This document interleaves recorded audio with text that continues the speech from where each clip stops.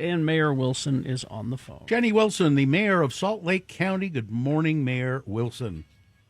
Good morning. Mayor Wilson, you sent over some talking points, and I don't understand one thing on here. This was like a big meeting or something? A big meeting from 80 leaders from around the county to discuss homelessness, and it says breaking down silos. What does that mean? Wow, good question. So I think that we often hear from people who are impacted by homelessness, who own businesses in downtown or live downtown or go downtown, that what we need to do is enforce, and Salt Lake City Police needs to pick people up, or any city in the county needs to enforce. In reality, we need a comprehensive system, and we need a place for those people to go. Not everyone living on the streets. In fact, very few are actually criminals. They're just people who have need. So what we need is to be able to impact or unpack the system and have a series of options for people. More housing, mental health services, addiction treatment. And that's what the county's been doing, is working through all of that and working hard so that all of our systems are strengthened, so that we're in a better position to give people the care they need. And if indeed they have a criminal history and past and are in a position where they're potentially of harm to themselves or the community, then maybe the jail's the best place. But we're also working towards building a jail that is not as harsh for people to have a better path, those people that should not be behind like traditional bars, if that makes sense. Most often the homeless, as you indicated, most of them are not criminals, but they are rife for the picking by criminals. They get exploited. Victims. They get victimized, and I don't know. There's a guy who sleeps in our breezeway every morning, and he's just curled up there. And it's cold. He has a jacket, but one morning I gave him a blanket that was in the back of my car. I said, "Here, to have that." And then the next day I see him there, and he doesn't have the blanket anymore. And I know somebody just took it from him. That's what happens to these people. I went out with volunteers, and I think everyone in the community who commits to the point-in-time count, where we go out for 3 nights. I think I'd say it was about 3 weeks ago. And most of the people that I talked to were just in need. Some are shelter resistant, and we need to accommodate people who, in a better setting than your passageway.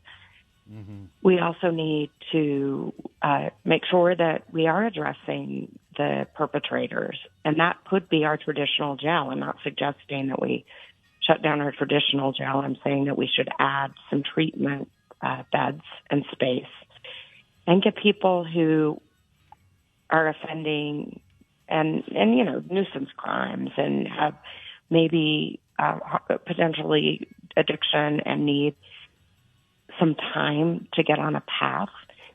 And maybe they do need to be incarcerated for some time, but in a place that's more focused on care through, treatment and providers that can caseworkers and providers who can get them on the right path. Are you talking about renovating existing jails or building a whole new facility? We're measuring that right now. We're looking at a survey of the people who are in jail right now and better understanding the needs of our current population. And I believe, will be adding. We're going to have to rely on some additional financing to get that done. So we're in the works right now. And I would imagine we touched on this at the meeting with community leaders and people involved in from the state, the cities, et cetera. We touched on that very thing, like what should we build? We need to understand the need before we get ahead of ourselves, but we're working on that right now. Yeah, it's such a difficult problem, and I just keep focusing on that guy, and I swear he's there almost every morning when I come to work at 5:30, almost every morning. And it's just, and it's, Yeah, I I can know tell how it's you the feel. same guy, and there are places that he could go. I'm sure maybe he doesn't want to. Yeah. That's the thing, He's yeah. afraid of going there. He'd rather sleep in the cold, huddled up against a cement wall. I just don't know what you do. What you do with a Well, person. in the end, if we build more capacity in the system, then I think we can be in a better position to encourage that person to go somewhere other than temporary shelter. Temporary shelter and the infrastructure that we built and we staff, it's improving and the system is improving. But in the winter especially, we have challenges. So I want to make sure that that gentleman is safe, and we have expanded capacity for the very cold nights, of course. Yeah. But we want to be in a position to go to him, have a conversation, and immediately move that person to the right place for them. And right now our system is being clogged up with people spending too much time in our shelters. The jail is serving as a revolving door. And additionally, we just need to invest in affordable housing with support systems so that we really have a great outcome for that individual and the others who are living on the streets throughout the county and throughout the state. Has the county partnered with the city and others on that tiny home project? Yeah, we were a donor in that project. So how's that coming? I think it's moving. I just don't know the exact timeline on that, but we were a financial partner in that. And anytime you can build a setting like that with additional beds, with support services, it's helping the system. Yeah, and we want those Other Side Academy more people who are involved in that. I'm pretty impressed with them. So I think that's a good partnership. Yeah, it is.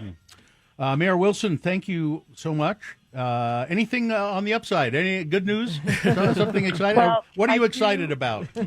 Well, I do know. I'm watching the Hill today and probably will spend some time up there. We're hoping for more revenue for homelessness. We need it. We need an ongoing revenue stream. We're working on it. The governor yesterday was saying he's continuing to push. We're continuing to push. And I'm hoping Monday morning or over the weekend, even when we unpack all of this, we'll be in a better position to fund some of the very programs I've addressed today. Yeah, good. I saw some bill that's passed, I think, that's going to the governor that said a portion of liquor revenue can be diverted to homelessness, I think. So that would be good. Well, and I'm checking in on that literally right now, and I'm hopeful on that. Yeah. All right.